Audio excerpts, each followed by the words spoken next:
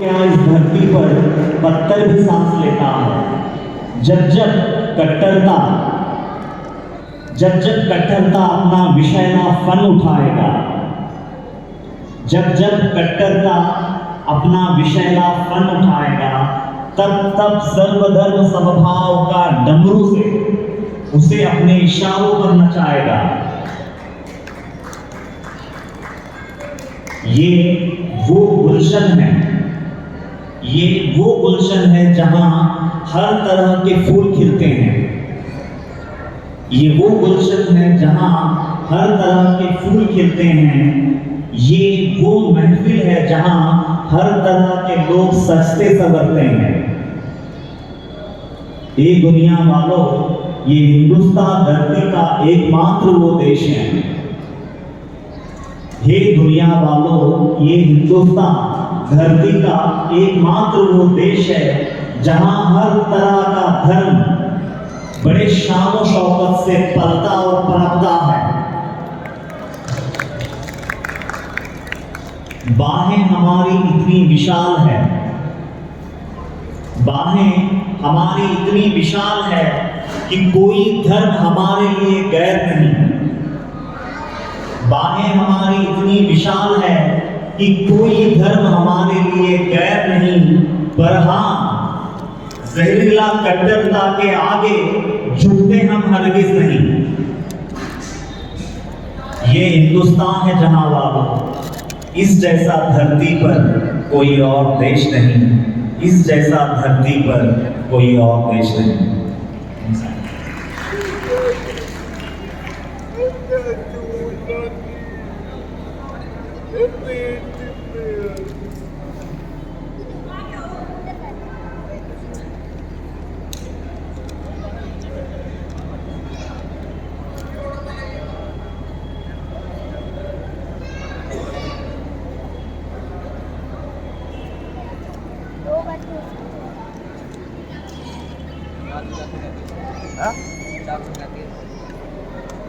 अच्छा, अभी जो दो टॉपिक्स हुए, साईं बाबा सदगुरु या बंजारा, या साईं से बड़ा सनातनी कौन, इस पे अगर किसी को कुछ भी सवाल पूछना है तो प्लीज बेझिझक पूछ सकते हैं।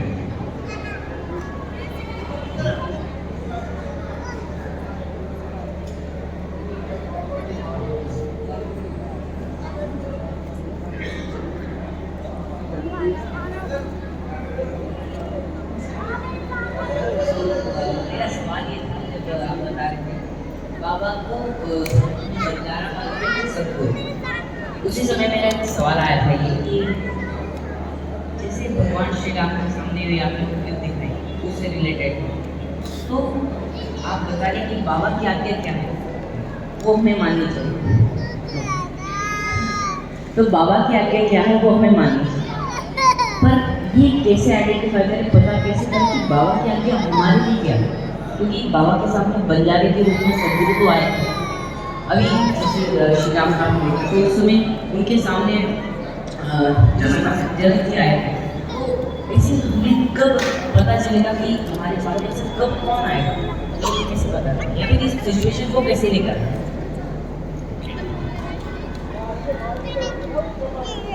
इन शॉर्ट,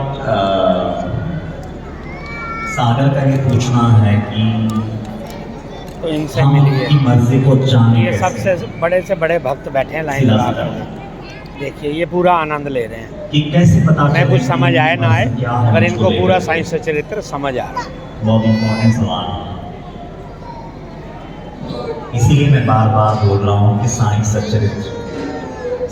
सच्चरित्र का हर अध्याय उनकी मर्जी है। साईं सच्चरित्र का हर लीला उनकी मर्जी है।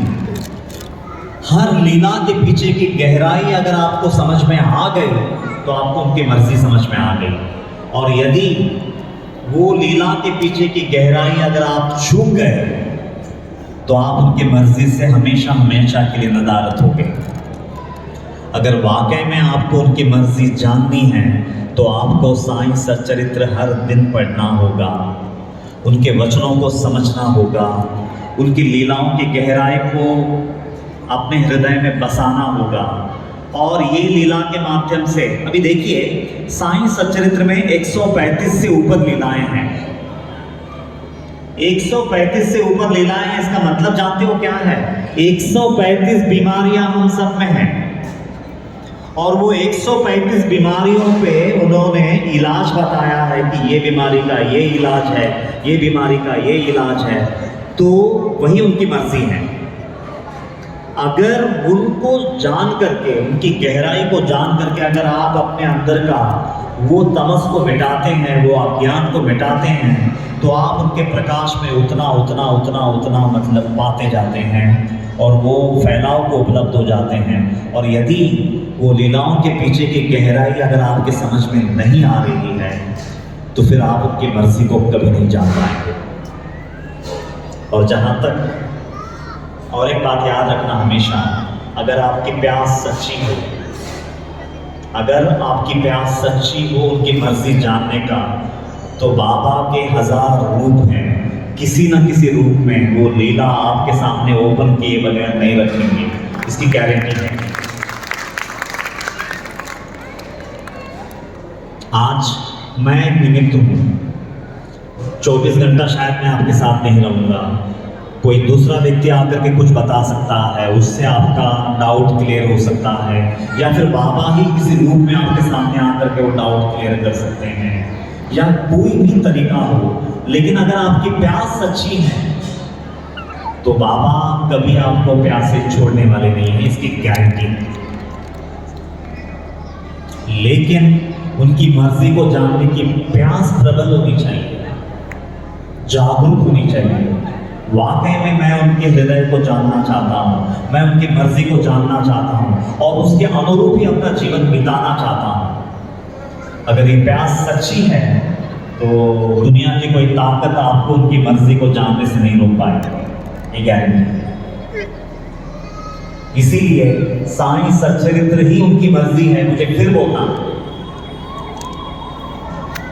साईं सच्चरित्र अगर हमारे हाथ में नहीं है तो उनकी मर्जी को हम नहीं जानते। हाँ, बाकी हम अपनी मर्जी से उनकी भक्ति कर रहे हैं, वो अलग बात है। लेकिन मैंने थोड़ी देर पहले ही वो रामायण का वो जो एपिसोड चलाया, वहां पे मैंने क्लियर कर दिया है कि हमारी मर्जी की कोई हैसियत नहीं है, कोई अवतार नहीं है। जिनसे हम मोहब्बत करते हैं उनकी मर्जी का वैल्यू है, उनकी मर्जी का इंपॉर्टेंस है। वो समझ करके अगर हम अपने आप में परिवर्तन लाते हैं तो याद रखना उसकी मंजिल लेकिन साईं बाबा ही है। तो अगर बाबा तक पहुंचना है तो फिर उनकी मर्जी को जानना उतना ही आवश्यक है जितना सांस लेने की आवश्यकता है अध्यात्म में। मैं तो ऐसा बोलूँ।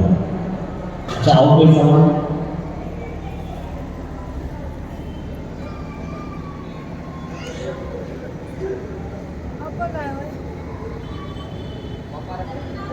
आपने भी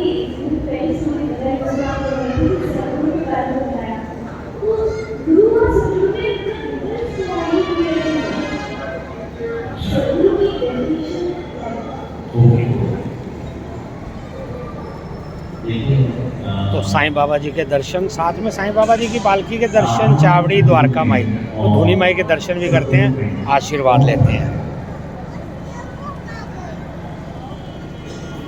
साधारण गुरु वो होता है जिसको माया ने मुक्त किया, हाँ जी, जिसने मुक्ति पाई,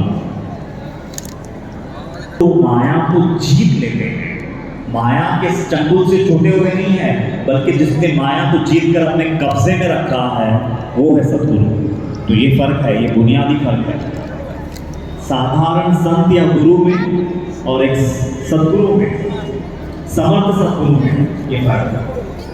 तो बाबा समर्थ सद्गुरु है जिन्होंने माया को जीत के अपने कब्जे में रखा है। इसीलिए बाबा के शरण अगर जाते हैं सच्चे दिल से तो फिर माया हमें छेड़ती नहीं है।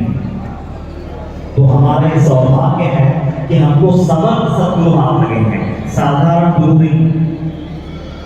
इसलिए कबीर जी एक बात बोल रहे हैं, तीरथ गए ते एक फल, अगर कोई तीर्थ का आप दर्शन करने के लिए जाते हैं, बद्रीनाथ, केदारनाथ, तो एंड जो भी है, तीर्थ गए तो एक फल, अगर इतने तीर्थ क्षेत्रों में जाते हो तो तुमको एक फल की प्राप्ति होती है। तीर्थ गए थे एक फल, संत मिले फल 4। लेकिन अगर कोई संत के दरबार में चले जाते हो और उनकी वाणी सुनते हो, उसकी गहराई को समझते हो, तो बोले 4 गुना अधिक फल की प्राप्ति होती है तीर्थ क्षेत्रों से ज्यादा। तीर्थ गए थे एक फल, संत मिले फल 4, सतगुरु मिले अनंत फल, कहत कबीर विचार। लेकिन अगर बाबा जैसे समर्थ सदगुरु हाथ लग जाए तो अनंत फल देने वाले हैं, ऐसा विचार पूर्वक कबीर जी बोलते हैं। वो तो बच्चा, तू बच्चा और ड्रामे कबीर करना बैठ के यहाँ पे, कोई हल्की बच्चा वाणी तू। नहीं है। तो कबीर जी जितना सटीक, 2 बारी वो मना कर बैठा, 2 बारी मैनू कह बैठा वहां। इतने कम शब्दों दुनिया में देख रही है प्रोग्राम। गहराई की ताकत और किसी में है, तो कबीर जी वो शख्स है। क्लियर हुआ? गुरु और सदगुरु, प्लीज।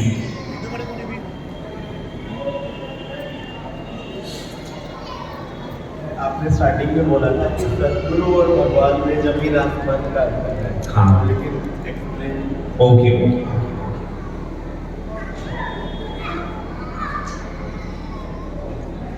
नॉर्मली देखिए, भगवान जो होता है, हम लोग बोलते हैं कि अभी कभी कभी तो बाबा को लेकर के भी हमेशा से ये एक कॉन्ट्रोवर्सी रहती है कि हम साईं बाबा को ज़्यादा से ज़्यादा एक संत मानते हैं, लेकिन भगवान नहीं।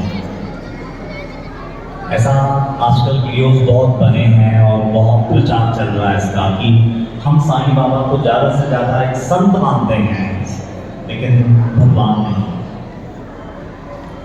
लेकिन देखिए, वो टॉपिक पे भी मैं बाद में आऊँगा, वो पूरा टॉपिक ही लेना है, लेकिन इसके ऊपर कबीर जी क्या बोलते हैं? गुरु गोविंद दोनों खड़े, काके नागो पाए। एक तरफ गुरु है जो मुझे रोशनी दी, और दूसरी तरफ साक्षात गोविंद है जो मंजिल है। गोविंद तक ही पहुंचना है, भगवत प्राप्ति ही जीवन का लक्ष्य है। तो एक तरफ गुरु है, दूसरी तरफ गोविंद है। पहले किसके पैर पढ़ो? कबीर जी असमंजस में पड़े हैं, बोल रहे हैं कि सबसे पहले गुरु का पैर पढ़ो या फिर गोविंद का? गुरु गोविंद दोनों खड़े, काके लागो पार, बलिहारी गुरु आपने गोविंद दियो बताया। लेकिन मैं बलिहारी जाऊं कहे गुरु, आपके दम पे मुझे गोविंद का पता चला। अगर आप ना होते तो गोविंद को मैं करोड़ जन्म लेकर के भी नहीं समझ पाता। गोविंद की गहराई मेरे हृदय में उतरती ही ना अगर आप ना होते, क्योंकि गोविंद का जो विराट रूप है उसको मैं कभी नहीं समझ पाता अगर आप गुरु बनकर के मेरे सामने खड़े ना होते। तो मैं तो जब भी मेरे सामने 2 विकल्प होंगे, एक तरफ गुरु होगा और दूसरी तरफ गोविंद होगा, तो मैं करोड़ बार यही बोलूंगा, मेरे लिए गुरु श्रेष्ठ है और श्रेष्ठ ही रहेगा, क्योंकि गोविंद की गहराई बताने का सामर्थ्य मुझे मेरे गुरु ने दिया है। तो मेरे लिए तो गोविंद भी गुरु है, गुरु भी गुरु है। तो मेरे लिए 33 कोटि देवी देवता मेरे गुरु में निवास करते हैं। ये कबीर वाणी है।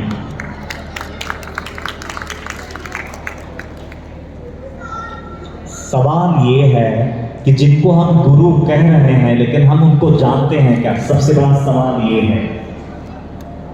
अभी कई बार क्या होता है कि हम बाबा को गुरु मानते हैं, तो अभी किसी और गुरु की क्या आवश्यकता है?